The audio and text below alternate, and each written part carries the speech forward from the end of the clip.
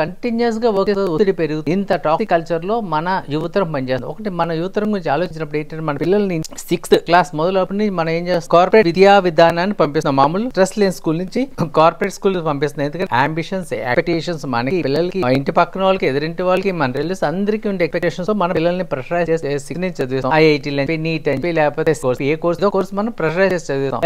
10th అయిన తర్వాత అది తర్వాత ఇంటర్మీడియట్ వచ్చిన తర్వాత రెస్ట్ లేని సండేస్ హాలిడేస్ లేని చదువుతుంటారు ఈ పిల్లలు. అది అయిన తర్వాత ప్రొఫెషనల్ కోర్సెస్కి వెళ్ళినప్పుడు కూడా ఇంతే. మీకు తెలుసు ప్రొఫెషనల్ కోర్సెస్ ఐఐటి ఎట్లా ఉంటుందో, లేకపోతే ఇంజనీరింగ్ చదివేటప్పుడు ఎట్లా ఉంటుందో, తర్వాత మెడిసిన్ చదివితే మీరు చెప్పక్కర్లేదు, కొన్ని సంవత్సరాల జీవితంలో మనం ఎడ్యుకేషన్ కోసం త్యాగం చేయవలసింది. సో అలాంటి కోర్సెస్ చేసిన తర్వాత అలాంటి కంపెనీస్ వెతుకుంటూ వెళ్ళి జాబ్ చేయడం, ఆ కెరీర్ ఒక ట్రాక్ రికార్డ్ మెయింటైన్ చేయడం కోసం ఏంటంటే కంపెనీస్ త్వరగా రిజైన్ చేయరు. ఎందుకంటే రిజైన్ చేస్తే కూడా ఏంటంటే ఒకవేళ రిజైన్ చేస్తే మన రెజ్యూమేలో ప్రీవియస్ కంపెనీలో ఎందుకు చేస్తారని అడుగుతారు. అదే షార్ట్ టర్మ్ కంపెనీలో వర్క్ చేసినట్టు బ్యాడ్ రిమార్క్ వస్తుంది. ఇలాంటి కారణాల చేత ఏంటంటే youth by post company branding కోసం వర్క్ చేస్తారు.